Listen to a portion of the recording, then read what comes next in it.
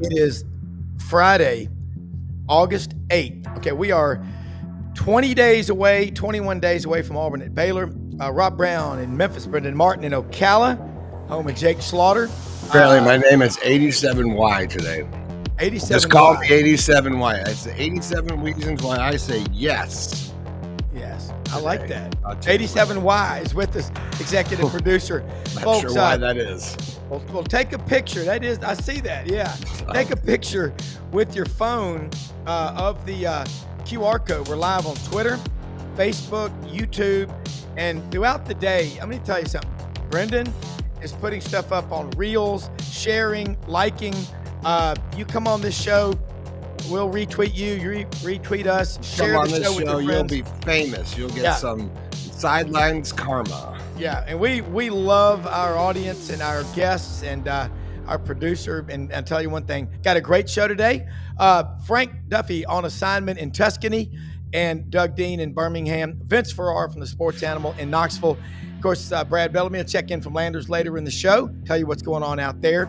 It is practice and polls. That's what we're going to talk about today, bounce around the whole conference. So let's get everybody up to the plate.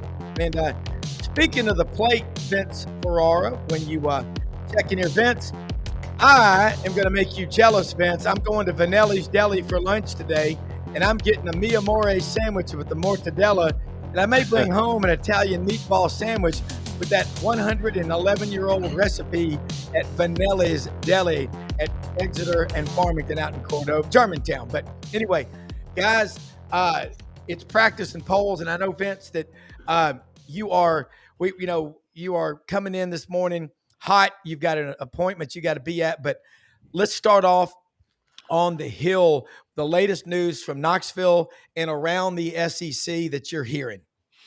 Man, we just wrapped up our show, and great to be with you guys. A little bonus on a Friday as well. So always a pleasure to be a part of this awesome, fast-growing show. So we just got off the air, John Wilkerson and myself, on our weekday show, 6 to 9 a.m. Eastern, and we're kind of wrapping things up and summarizing, hey, what are some of the things that we're looking for out of Tennessee's first scrimmage on Saturday at Neyland Stadium, and then what's Josh Heupel going to get asked about? And it's just a laundry list of stuff that's been topics and storylines all camp. Boo Carter in that situation, him missing some offseason workouts. Tennessee's second-year starting star. He was a freshman All-American. He skipped some, volunteer player workouts in the summer, and the team leaders were like, no. So he had to earn his way back.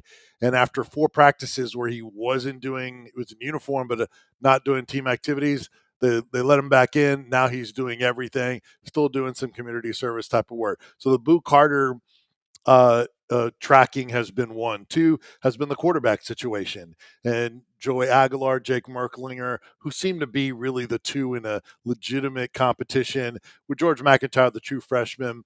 He's done well in some throws, but he's the youngest and the least experienced and needs to get bigger.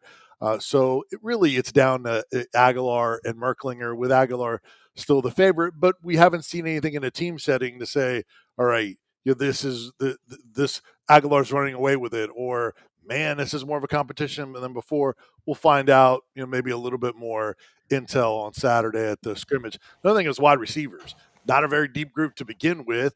They've had a bunch of guys missing time, Mike Matthews, Braylon Staley, Chris Brazel, their most experienced returning receiver. He hasn't practiced yet. So then some of those guys probably going to miss the scrimmage as well. So what do you have in that group that needs to help the quarterback situation? So that's another storyline. Another one is offensive line.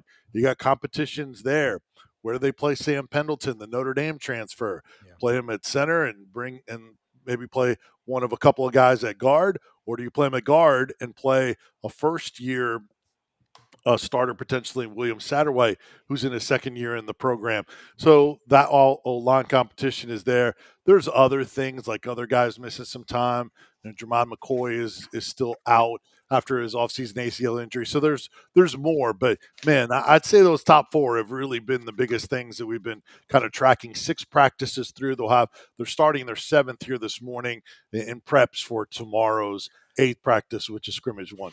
Yeah, and one more, and I'm going to bring in Doug because we got a lot to cover. Can you remember a preseason with so much talk about injuries? And let's start down at Florida, with Lagway. And look, I think it's part of it. It's a physical game, but it's different this year. I guess it's a hyper focus, but there's so many, especially there's a lot of new quarterbacks coming in the league. You think that's part of it? Well, in terms of like the injuries, uh, Well, just the yeah. questions. I think it's just a lot of questions. Yeah, and anytime you get any of these quarterbacks, this is a really good quarterback year, I think. A lot to be excited about. Seems like the new quarterbacks are upgrades from where they had before, what they had before. Yeah. The ones that have transferred over, whether it's Jackson Arnold at Auburn or John Mateer at Oklahoma, and go on with guys that seem like upgrades. And then you have guys with higher expectations if they stay healthy, like a DJ Lagway, Garrett Nussmeier at LSU, putting together a full year. So and others. So yeah, I think there's so much focus on that position. Anytime any guy gets dinged up just a little bit or misses a practice here and there, then yeah, it's going to draw attention, especially Lagway because he dealt with injuries a year ago.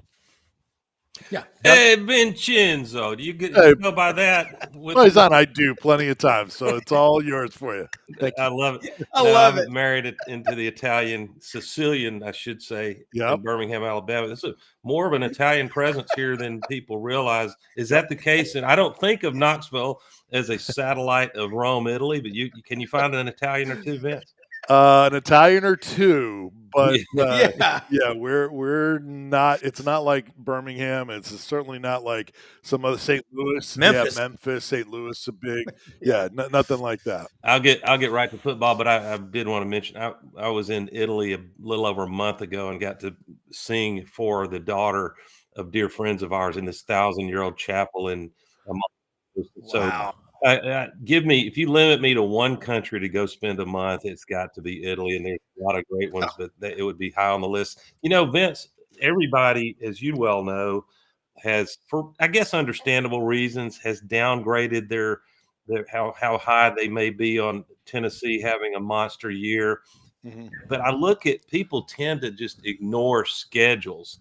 And for my money, and we're talking about on paper, which is dangerous if you looked at what Vanderbilt swept the state of Alabama a year ago. And we all had that one on paper as a W, didn't we? We should have looked Yeah. more closely at Pavia. But Tennessee, I like Tennessee's schedule. Syracuse can be a little dangerous, but it's in Knoxville, I believe. Then you get a game that, again, we're not trying to take any game for granted, no matter who the opponents are. But it looks like you get a September 6th ETSU. Then, and by game 3, since the Georgia comes to Knoxville, maybe Tennessee can be ready, because Kirby himself has said, yeah, they got talent, but it's not quite the same reload that we've seen from Kirby in his championship years necessarily. Then you get a UAB and Mississippi State on open date. So I think there's a decent chance that the worst case for Tennessee is a 4-1 start, and you might be Heupel might have it rolling by then. No, I agree with you. I think two reasons why you could make a case for Tennessee maybe to be better than what some of the preseason rankings are. I know we'll get to some of those, but it's schedule and defense. I don't think people realize, even though they lost a first-round pick and a second-round pick to the NFL draft, I don't think people realize just how good and deep and talented some of those up-and-coming guys are on that defense. And if Jermon McCoy comes back healthy at corner, he's a first-round pick next year. So they've got a really, really good defense. Will be one of the better units in the league, I think. And then you mentioned the schedule. I think in sizing up all the schedules in the league, I think they have the second easiest schedule in the Southeastern Conference. Yeah. So there's really no gauntlets per se. And then but you got to break streaks in order to have a special year. You got to break the streak at Florida. You got to break the streak at Alabama. And then their next two toughest games on paper are Georgia and Oklahoma, and they can't have a loss like they did against Arkansas last year. They typically, under Heupel, will lose a game they're not supposed to, but then maybe win a game that they're not supposed to. So if you do that, then you're in playoff contention, but probably just a little bit on the outside looking in. Except for a couple of games. Auburn and Tennessee have in common they both cannot dodge Georgia and Alabama. And what else is new, right? But I think Auburn might be right up there with Tennessee and having a manageable. You don't call any SEC schedule easy, but it's more manageable than it will be in 2026 for Auburn for sure. Yeah, and I like that term. Doug used one on the Auburn Undercover show the other day about coaches being authentic. Manageable is the best term because, 15 of the top 16 strength of schedules in America are in the SEC. The only one not there is Missouri coming in at number 20. Since 1990, we've only had one first-time ever national champion. You know who that was? Florida in 96. Okay. And it just, by the way, those The old gummies ball work. coach. Just got to tell you, they work. They work. You will sleep like an 8-year-old with no bills. And Rob, was 96 the year Spurrier dropped that tough one to FSU and came back to beat them in the championship? Yes. Gotcha. Yes. That's That was huge. Yeah, I should have asked Brendan. My bad. Yeah. I was sitting across the street in the hotel in New Orleans, ready to go to the Sugar Bowl. And when Jake the Snake came back for Arizona and had that great comeback win, and I ran out into the hallway. That's that old, I don't know the name of the hotel it is now. It's a Hilton or whatever it is, right across from the stadium. And everyone's teaming out and throwing like colors off the balconies from all the different levels. And that was a reaction from everybody in the hotel. It was something they'll never Brendan, I want to compliment your coach. This might be a topic if y'all have seen any of Any Given Saturday on SEC Net. Yeah, I watched it. You got to tip your hat to Billy Napier and the Florida Gators because they did not pull the cameras during the season when the world was caving in on Billy Napier. That was impressive. I don't think they're allowed to at that point. I mean, it's contractually. Contractually. But no, and there was a lot of fallout with that because everyone focused. I think they wanted to focus more on the comeback, right? And less of that. There's controversy with that too, Doug. Because Lagway doesn't get hurt. Billy doesn't make that decision to bring Mertz out because Mertz was such a huge part of what was going on. That's what we saw in that was that what an amazing relationship that they had. But if Lagway doesn't come in, is there a comeback season? We don't know. So. Yeah. Well, I mean, those behind the scenes, unfiltered, I love that. I mean, and Vince, I don't know how much practice you've had a chance to, have you had Josh Heupel on the show, comes on in the morning. I know you get Danny White on regularly, but I think we're going to start seeing a shift to more openness. I mean, this Netflix series, Vince, is exactly what the doctor ordered for the fans at this time because we can make it another 20 days without losing our minds. I think, Rob, it would be great. I'm skeptical on that. I think what will end up happening is you'll see things like this where select national media will get some access and you'll get to see a little bit of behind the scenes. But when there's production involved and when there's national media for a payoff, not for the local media, I don't think we're the ones that are going to get any more access. I'll tell you what, the practice schedule and the viewing is no more than it's ever been. Now, where we do get a lot, but Tennessee's already done this, is a lot of interviews. They don't necessarily come on our shows, but Josh Heupel talks every week. The entire coaching staff rotates out. They make them available one or two almost after every practice. Then they give 4 or 5 players the opportunity to talk to the media. And freshmen get a chance to talk. So they give us a ton from that standpoint. So those are the bones that they're tossing us. But as far as viewing more or more behind-the-scenes access for local media, not happening. For ESPN, sure, we'll do a little bit more behind the scenes. Well, when we started this show and Brendan and I were looking out, Brendan made a great point. He said, drill down local. And that's what people want to see. You fly coast to coast. There's a lot in between, and you can get the flyby national media. It doesn't mean national guys aren't good.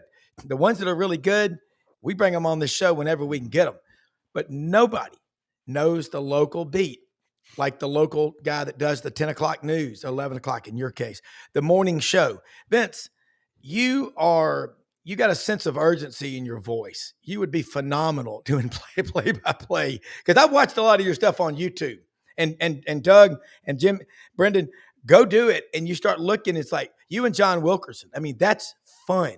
I got to say, heading into this season, the anticipation, you try to come up with a top six. I want to ask you, give me your top six, and then Doug. Don't have to be in any particular order. And then look at I've got two groups of five after that you can make a case for every one of them, at least making a bowl once you get past 11. Yeah, go ahead, Vince. No, go ahead, Doug. I was just going to say, yeah, absolutely true. And I think this we've talked about this year, especially in the SEC. I haven't really looked granularly at other conferences, but more than I can recall, if you look at the QB1 positions across the SEC, that portends more surprises with teams dropping losses that you didn't see coming, because QB mistakes in tight games can be, you get a pick six, that statistically, I believe that makes it go up to a 70% chance, even for an underdog, to pull the upset. So I'm interested to see early season. If you look at Georgia, this Kirby's quarterback he brought back, there's a lot of optimism about him. He's a tough Georgia kid, likes to run the ball, but there's no body of work, if you ask me. At Auburn, Jackson Arnold, there's a body of work, but it's mostly ugly from a year ago. How much can you rely on word coming out of fall camp? So Lagway and the kid at South Carolina, help me. Sellers. Yeah. And you can obviously Nussmeier at LSU.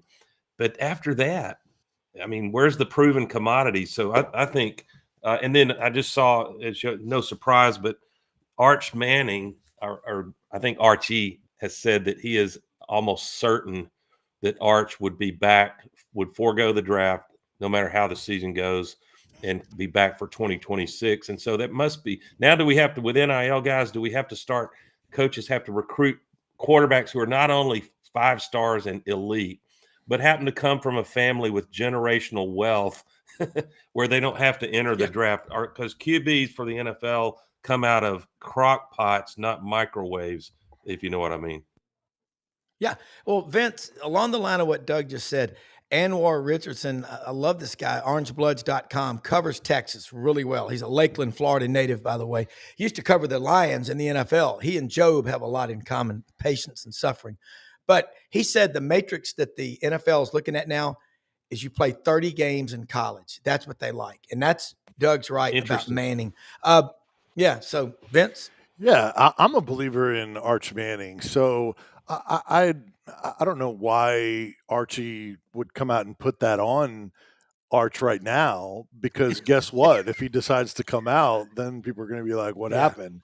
So yeah, and it's not the end of the world, but the most successful quarterbacks are the ones that have a ton of experience. The ones that flame out are the ones that are based on potential. I mean, look at Anthony Richardson at Florida. Yeah. He didn't have great stats, basically 1 year at Florida, and then had the unbelievable combine, and he has done very little in the NFL. So that baseline of 30 starts makes a ton of sense to me. And you have to, none of us are trying to be unkind. It's like heresy, isn't it, guys, to ever be critical of the Manning family? And they've earned that privilege with the results in life and sport that they've created. But we have to talk about the flip side of that coin, Vince. It's going to be uncomfortable for Steve Sarkisian if Arch unexpectedly, and I think it's unexpected, has a year he struggles this year. They lose to a rivalry game like Oklahoma, which I'm predicting. I think Oklahoma is a team. Why in the hell is the coaches poll? Do they not have Oklahoma at least at 24 or something like that, with Matif and the OC coming in? Yeah. Point being, if Arch has a year that does not bode well for entering the draft, somebody will still grab him because of his skill set and the name. But how does Sarkisian manage that when Arch says, I'm coming back in 2026, but there may be a question, what is his ceiling? So I'm just saying, I don't think that's likely at all, but that will be high drama in Austin, Texas, if it looks like, because they're going to sign great quarterbacks and they can go in the portal and get, plug and play quarterbacks. It might be will in a year will we be talking about Arch has to enter the draft after winning a national championship and the risk of injury a year later, or Arch comes back and does Texas really want him to come back? I think the former is about 70% likely. The latter is more like 10 or 20%. Well, and Doug, and guys, Steve Sarkisian already has experience at that, right? Arch Manning behind Quinn Ewers. Quinn Ewers shows some inconsistency. Everyone wants Arch Manning, so he's kind of dealt with that. And Good point. because appreciate it, and because it was Arch Manning and he wasn't rushing to the portal, he handled it well. It made it easier. You never know who that second guy, that follow-up guy might be, to where he maybe doesn't make it as comfortable on the back end for Steve Sarkisian. And then, the other thing is that, Texas has also had injuries on the offensive line. So what's going to be the supporting cast around him there as well? Oh, and another thing is, what if if he has a really good year, he's projected as a number 1 overall pick. When does a number 1 overall pick return to school? Now, I know the NIL is different, but not those kind of dollars and potential there. So that's another thing. But, yeah. And, what's overrated, sorry, Rob, if I walked on you, what can be overrated, we see it all the time, is great quarterbacks who win a Heisman or they're the number 1 overall pick. That usually goes together, like Cam Newton and Joe Burrow. But it's a curse to be the number 1 overall pick, because you go somewhere, you've got to play early, and it's dangerous playing early as a rookie in the NFL. Yeah, and think about this. Talk about the Manning name. Start watching it. I think it's Macaulay or Baylor over in Chattanooga. Marshall Manning, one of Peyton's sons, 8th grader, already getting the social media. And but golly, I still think if you can get at least 30 games in college, the NFL, I'd like to see the stat. We need to ask our man Dave Bartu, college football matrix. He'll be back on Monday, and we're going to have some fun. We're going to have Coach Ellis Johnson talking defense, Pete Cordelli, my friend, talking offense from 14 years of coaching with Lou Holtz, and then Dave Bartu is going to get pen and paper handy. But I'd like to see the number that shows quarterbacks who played less than 30 games in college as a starter and how well they do in the NFL. That would be a number, Vince, to follow. And Vince, I know you've got to get to an appointment here in a few minutes, so let us know, of course, how they can follow you on the Sports Animal. But what's a storyline before you go in the SEC? We're not talking about that we better be paying attention to, because it's coming. Throughout the SEC, it's a great question. Maybe the surrounding cast around the Norris Sellers at South Carolina. Not a whole lot has been talked about. They lost a lot. Really good on the defensive line still. What about the skill positions? If Sellers gets some help, South Carolina doesn't have the most daunting of schedules. They can make some noise with that elite of a quarterback. Good point. That is, and he came on last year hotter than a firecracker at the end of the season, and everybody remembers the run up the middle against. I want to take a flyer on Diego Pavia, and I don't know. I don't have the answer. I like the kid. God, I mean, there were a couple of points last season. I said, why did you make it so hard, Hugh? You could have signed Diego at Auburn and brought that OC in. But I know the reasons why. He believed that Thorne would turn the corner. But will this be a year where Pavia and Vanderbilt a little bit come back down to earth? I mean, they didn't win 10 games last year. No criticism. It's unbelievable what Clark Lee has done with their brand in the last couple of years. And by the way, in the Any Given Saturday, if true, this was coaching malpractice, but Clark Lee told his team pregame when they played Auburn that he overheard an Auburn coach saying, "They're still Vandy and we're still Auburn." That didn't work out so well. So I want to see if Pavia can sustain what he's doing, because he's not going to sneak up on any opponent this season. No, I mean, Vince, you're hearing it in Tennessee, Pavia saying about beating Tennessee, but Diego, when you're around him, He's a 2-time state wrestling champion, Volcano High School in Albuquerque. And his family is an incredible support for him. And look, you walk in that locker room, there is no doubt who the quarterback is, who the alpha is. I think, if anything, he's making Vanderbilt football relevant. Yeah, getting in some news headlines. I mean, I'd like to see them sustain it a little bit more before you're talking, but they're trying to change the mentality there of expecting to win versus hoping you can win, and sometimes you have to over project your bravado in order to do that, and they've got the right personality that certainly does that. Yeah, and I think the SEC 1 through 16, in no particular order, I got Georgia, Texas, Bama, Florida, A&M, Oklahoma. That didn't even include LSU, South Carolina, Auburn, Ole Miss, and Tennessee, or Missouri.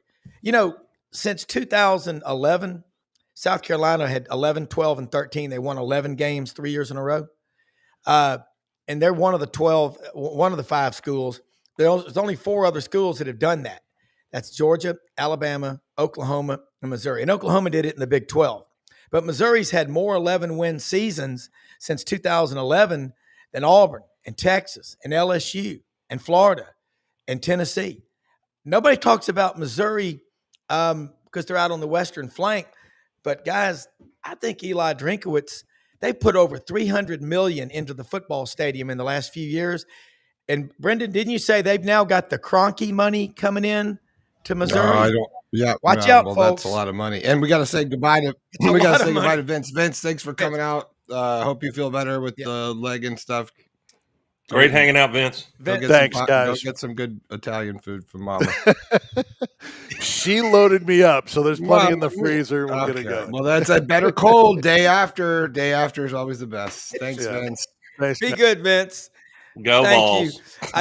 I know. And so many things Vince, I wanted to ask him about the Balls because they're in an interesting position right now, and not a bad one, Doug and Rob, because if I'm in the SEC right now and I'm loaded like Tennessee and I've got all the things Tennessee does, it's nice to not be in the limelight right now. You don't want to be locker room talk right now, wouldn't you think?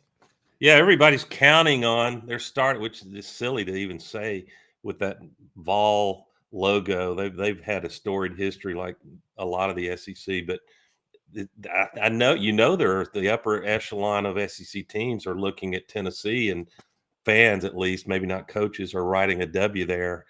Very dangerous, especially if you're going into Neyland Stadium. Oh man, that's a tough place to play. Well, now this year Tennessee goes back to the Swamp. They won there in 2001 when that game was moved from September 15th to December 2nd or 3rd, and then they won again in 2003. But it's been 22 years ago since they were in the Swamp. Not last year. No, yeah, was it last year? Yeah, no, it was 2 years ago in 23, and it was which year is this for Heupel? I remember 5. All right, so I was going to ask Vince. Yeah. We can do it later. I bet both of y'all can give the answer that close to what he would give. My question is, if you make a best, there hadn't been an official poll with a valid sample of Vol Nation, but what is the support or confidence level on a scale of 1 to 10, 10 being renew his contract, extend his contract with Coach Heupel? I think it's a 9.5. Don't y'all? I mean, now they're probably saying, all right, year 5, start winning the SEC. That's the expectation level at what, 7 or 8 SEC programs. Do y'all agree that it's really high among the Vol fans? Yeah. Yes. And Tennessee hadn't won the SEC since they won back-to-back 97 and 98. Of course, they played for the championship in 01, 04, 07. They've been there, but since Phil Fulmer was pushed out after 08, and when David Cutcliffe left, that was the beginning of the playing slip, Alabama is the problem. Yeah. I mean, lost 15 in a row to Alabama.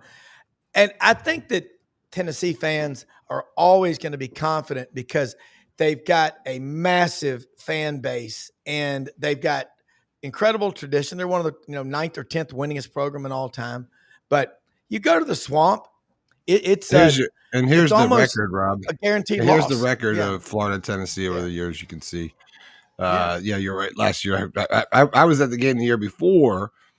We talked a lot about the criticism of Napier's play calling in the second half, how he let up the gas a little bit, and then they went into McNeese State and they couldn't score a touchdown the next week.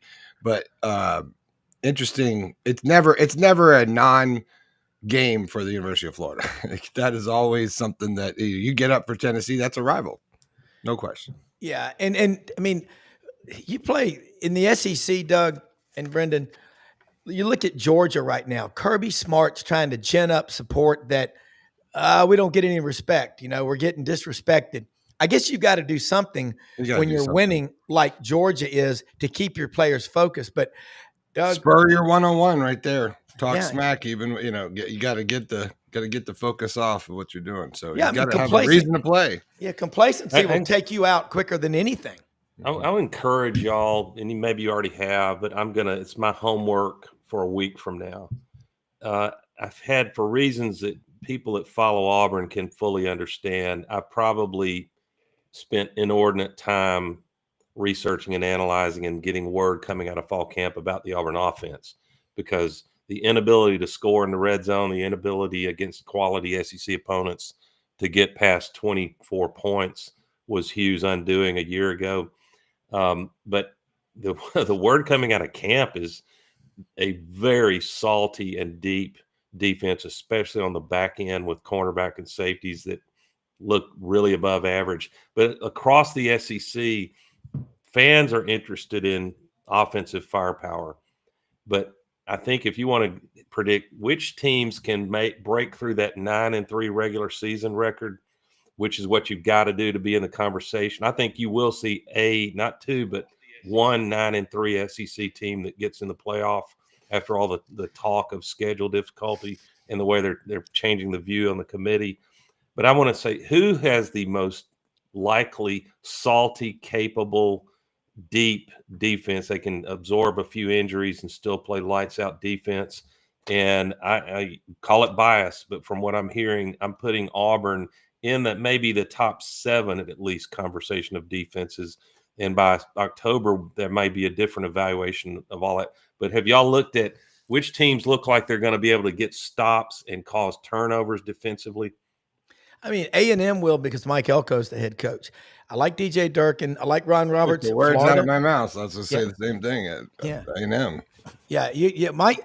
I'm trying to get Billy Lucci on this show because Olin Buchanan's on at the same time we are, but we'll get that. But we're going to really get into that Monday morning, bouncing around the league. But I'll tell you what, I don't feel maybe Baker's defense in year 2 at LSU, the coordinator, is going to be better.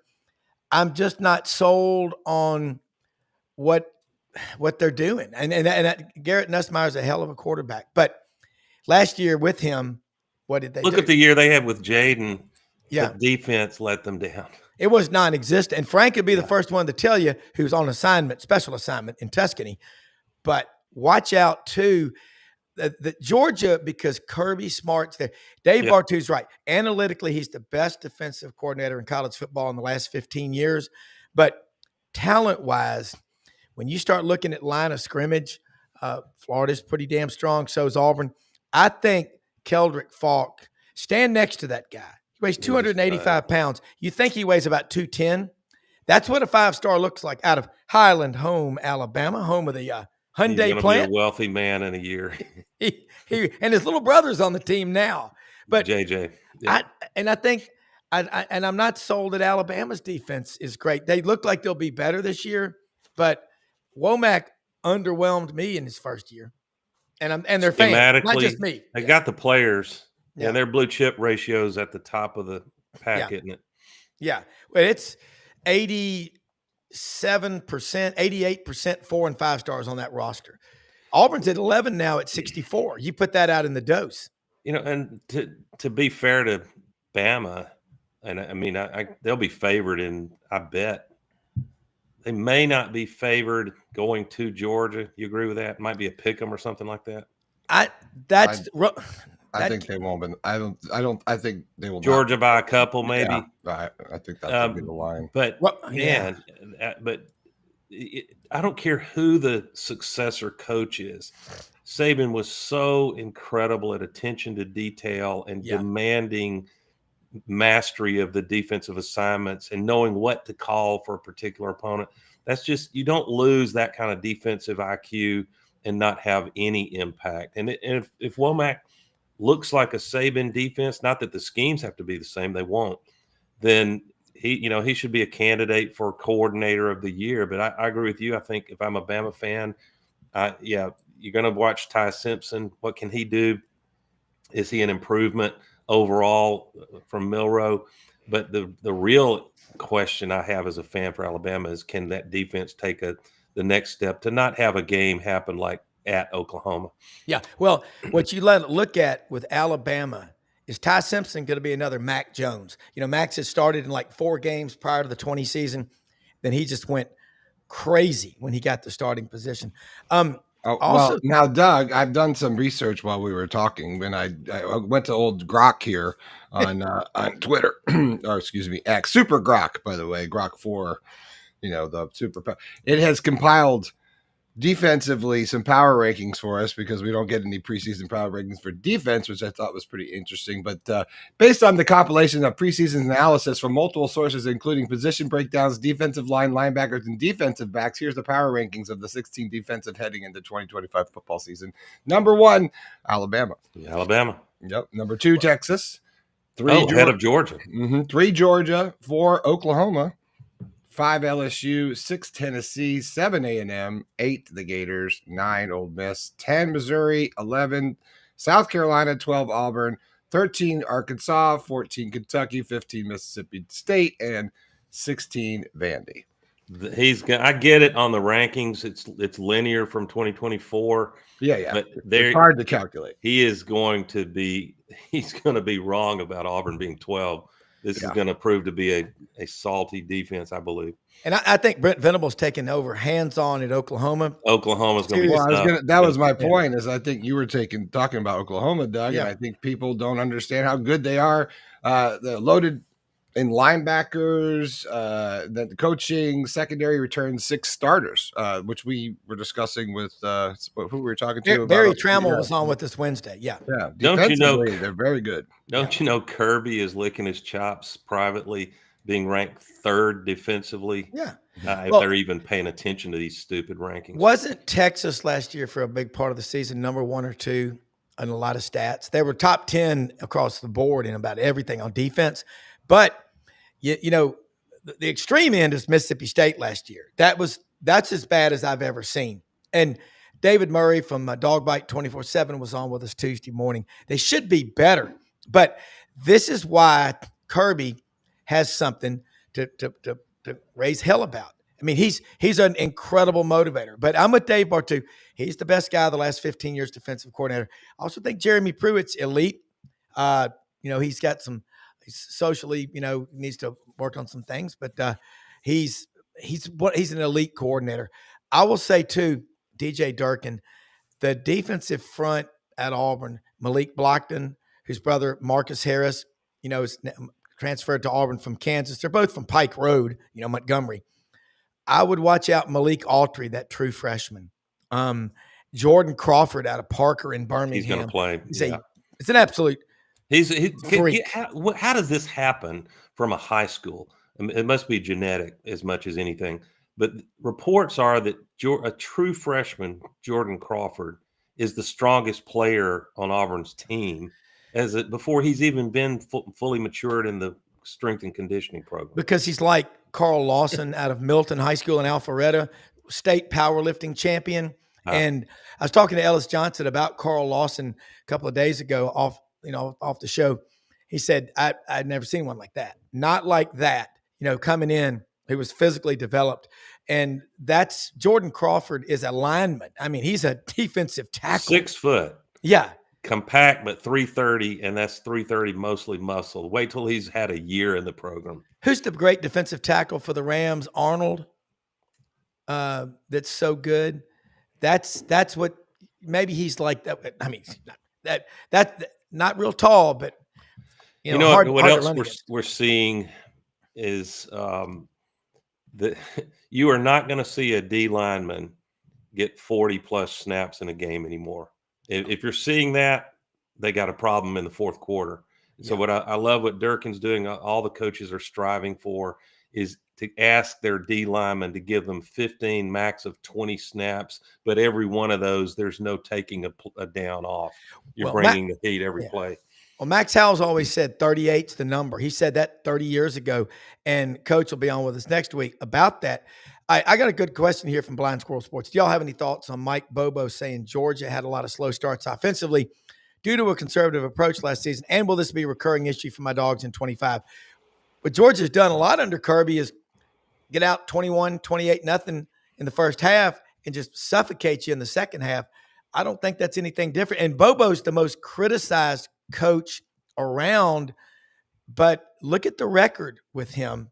He was there 14 years with Mark Richt. The year he left, 2015, Mark Richt wasn't back the next year. He went out to Colorado State, to Fort Collins. Brendan's been there probably, where the Rams play.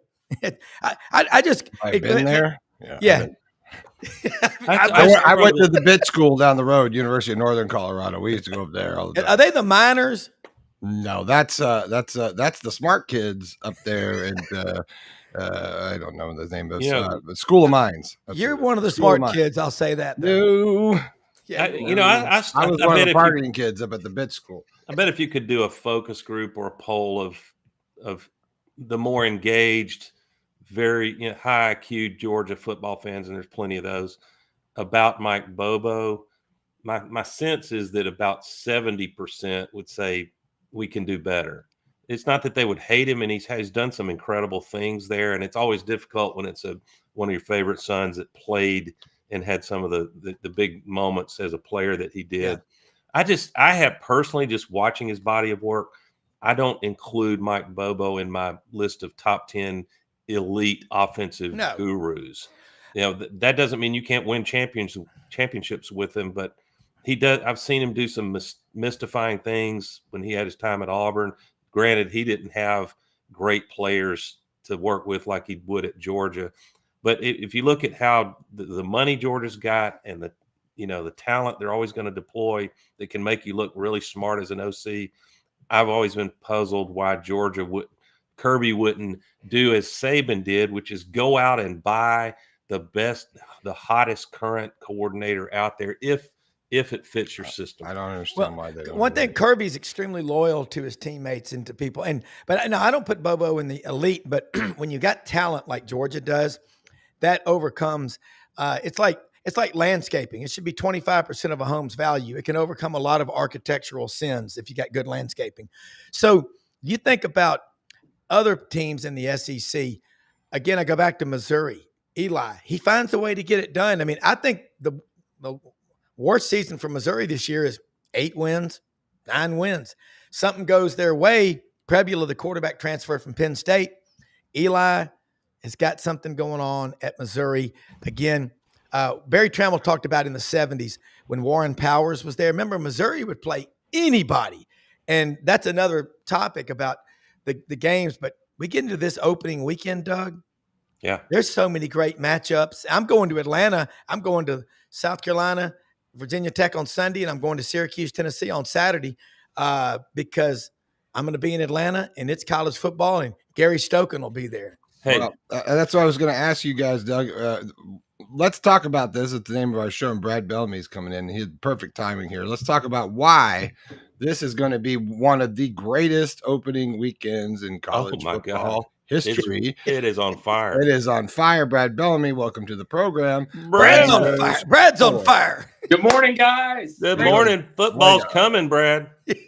Man, you got Rob. You got a fresh fade going on. Hey, listen here. Let me tell you something. He gives himself his own haircut. Hey, let me tell you what we're doing. Bowl cut.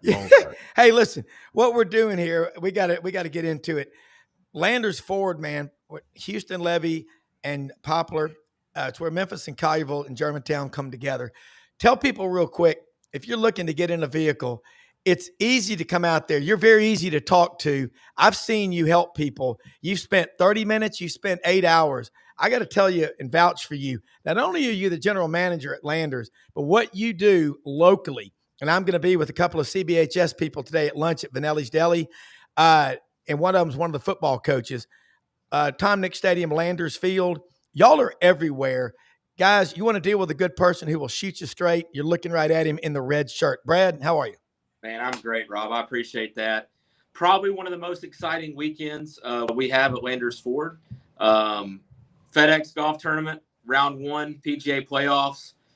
We put all the pros in cars. So we had 100 Expeditions and Explorers out at the golf tournament. And the guys have been driving them all week. I was out with a few of them on Wednesday, chatting with them about their Expeditions. And they could not believe how amazing the technology is in a new Expedition. So all new body style. For most of them, it was the first time they've been in it.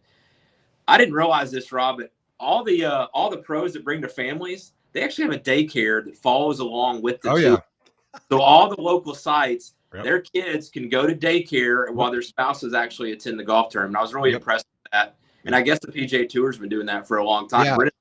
Well, I used to caddy at Castle Pines. My dad was where they, now they have the BMWs there, I think. Anyway, but when it was the International, Buddy was the media director, and so there's a whole group of back then, a group of gals that were wives then, and they put together a very professional day-to-day things to do. And your vehicles, Brad, are oftentimes what they use to go drive out, right? And they go to like, hey, we're going to do water sliding or for the kids, and then we have horseback riding later in the day, and they have a whole thing for the family. It's really cool. And they get you guys give the fleet vehicles. It's a great way for you all to get your product out there.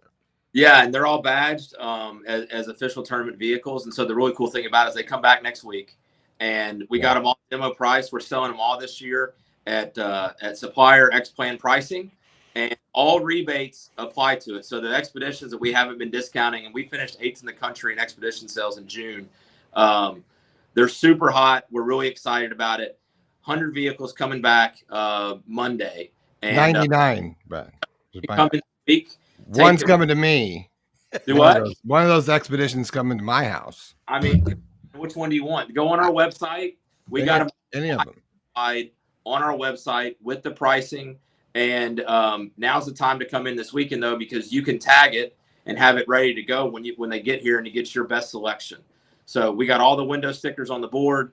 Customers can come in, pick them out. We got a couple already on site for them to take a look at, test drive, and make sure it's the right fit for them. So Expeditions, Explorers, big discounts there. Still have huge programs with EVs and 0 for 72, standard installation, and chargers at their house. So we are ready to take care of folks, excited about the weekend and the way that Memphis gets spotlighted.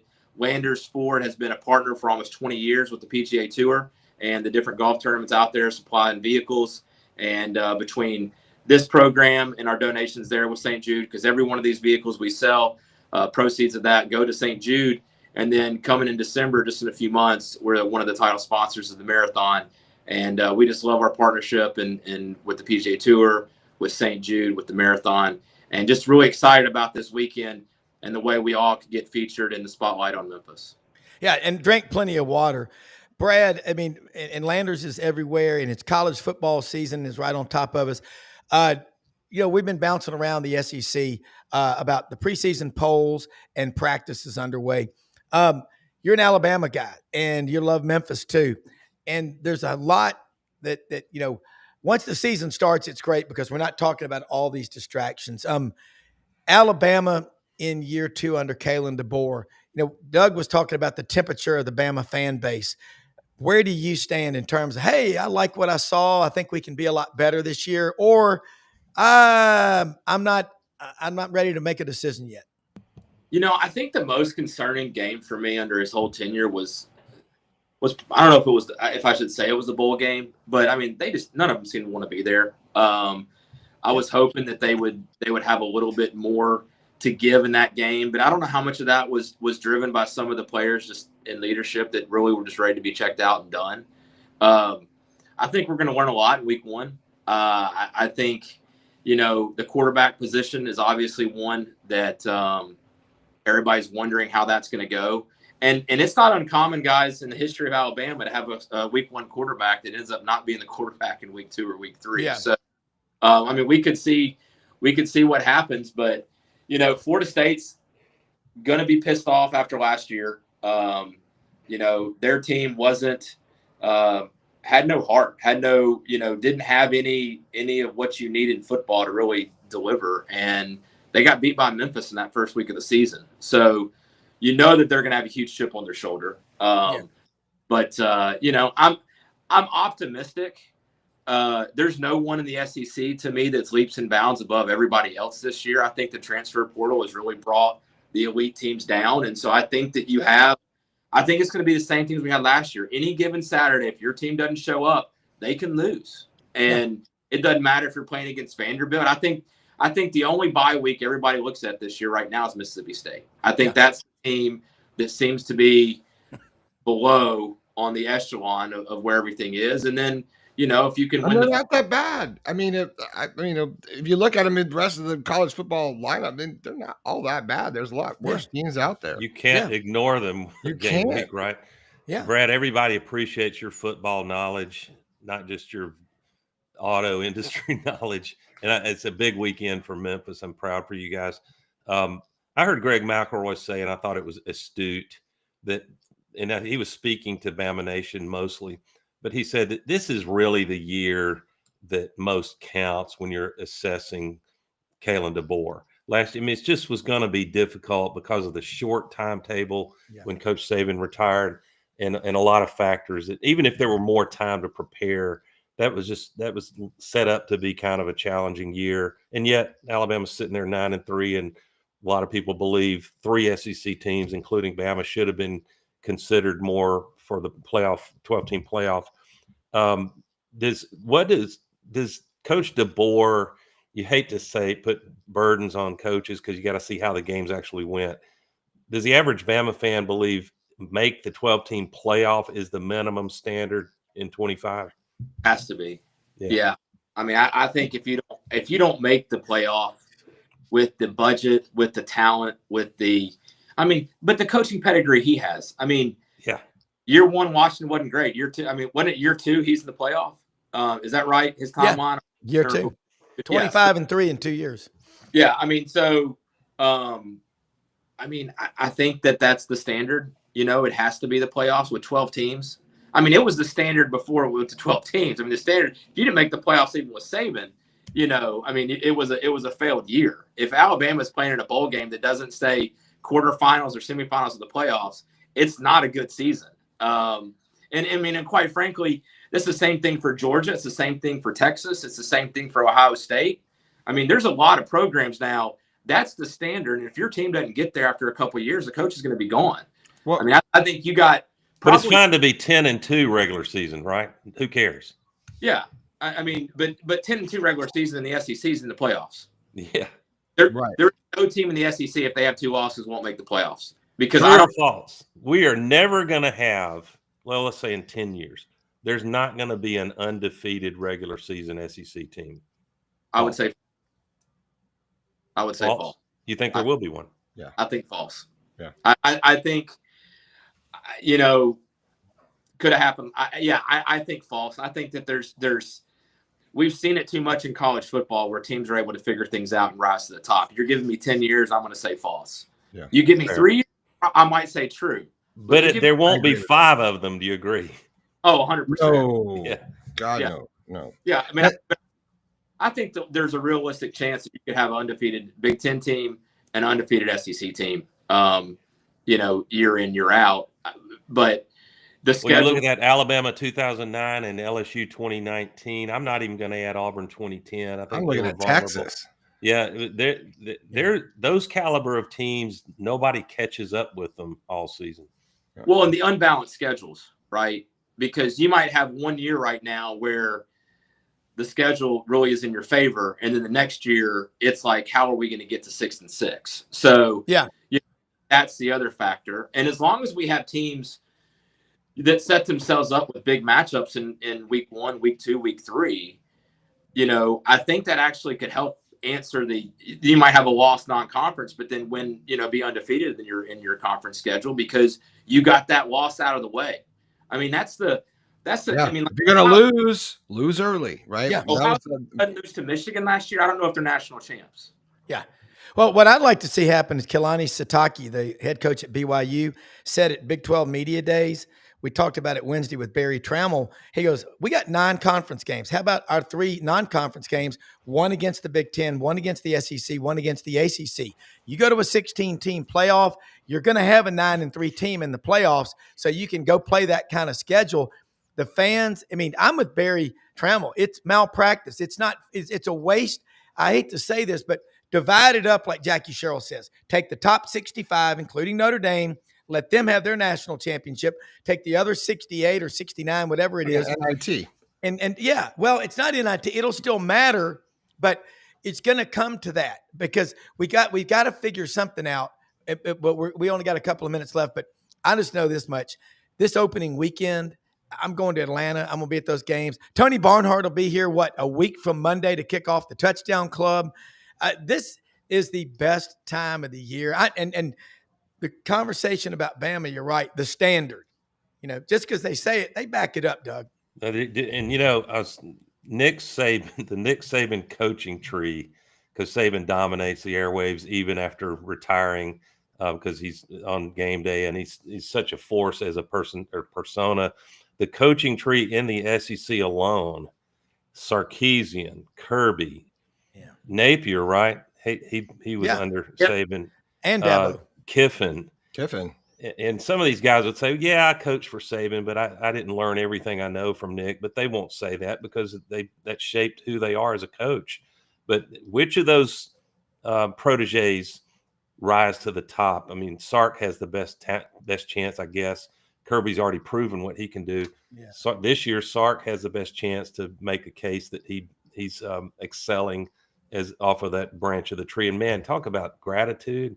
Sarkisian was in the dumpster, and how generous of Saban to literally rehab him and get him back to where he is now. Impressive guy. And I'm interested too to follow how Kirby tries to return Georgia to prominence, because he was assumed to be the next dynasty program, and there's a few teams trying to stake a claim on that already. Well, the Georgia-Bama game this year is so big because Georgia's 1-9 in the last 10 against Bama, and so I there's so many storylines. Georgia's not alone. Exactly. I wanted to say really fast. When do we start measuring how good a coach is? What year? What year are they good? Because it's like, I've been through a few coaches down here. It's like, well, they had so-and-so's recruiting class and so-and-so's what year is it their year? Year 4 or 5. Yeah. Last week 3, Billy Napier wasn't surviving week 4, and then all of a sudden. Yeah, all of a sudden, yeah. And you're right. I mean, I was going to say that the Sarkisian story is only one of many of guys that Saban redeemed, right? Like guys that had a bump in the road, guys that had a struggle. They were head coach. They came back down. Bill O'Brien came in after his stint. I mean, you had Kiffin that came in, Sark that came in, some other guys that I probably don't even know their backstories that he brought in. They learned some stuff and then kind of resurrected their careers. So, it's and it will continue. We will continue to see some of these guys that maybe were assistants that we didn't hear much about then, that 10 years down the road, you're looking at a Alabama national championship 2020, and you're seeing the 7 guys in pictures and formats because they're all head coaches somewhere. Well, when you hear, how funny is it when you hear Nick Saban, you see him with that intent, that ferocious intensity, screaming at a coach or player for us to be talking about, which is also true. 2 things can be true. Nick Saban, the humanitarian, restoring people from the ditch, recreating their career. And he's done exactly that. Yeah. Give him credit. He has. He's holding at Ole Miss is a cool one. I mean, he is a humanitarian. He's a winning humanitarian, Brad. Hey, get out to Landers Ford and Hewlett and Dunn. Get you some of those lights out gummies. We got a great show coming up. Most often we see the face of Christ in the least among us. We're the most blessed people in the world. Find excuses to win, folks. Have a great weekend. Thanks for watching, everybody. See you, John. Thank you. Good night, John Boy. Say good night. Say good night, Gracie. Say good night for you. Good night, John Boy. Good night, Mr. Chairman of the board. See y'all. See ya.